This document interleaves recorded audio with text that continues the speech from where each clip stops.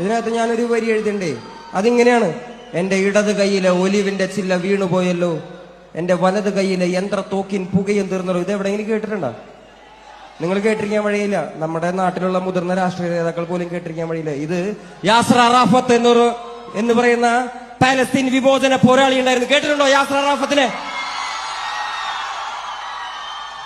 Yasar Arafat UN ചർച്ചയിൽ പോയിട്ട് ജനങ്ങളോട് മിണ്ടിയത് ഇങ്ങനെയായിരുന്നു: എന്റെ ഇടത് കൈയിൽ ഒരു ഒലിവിന്റെ ചില്ലയും എന്റെ വലത് കൈയിൽ സ്വാതന്ത്ര്യ സമര സേനാനിയുടെ പോരാളിയുടെ കലാഷ്നിക്കോവ് യന്ത്രത്തോക്കുമായിട്ടാണ് ഞാൻ വന്നിരിക്കുന്നത്.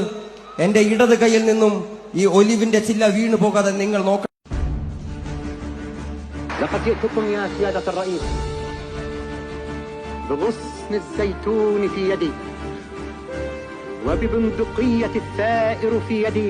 لا تسقط غصن الأخضر من يدي. فلا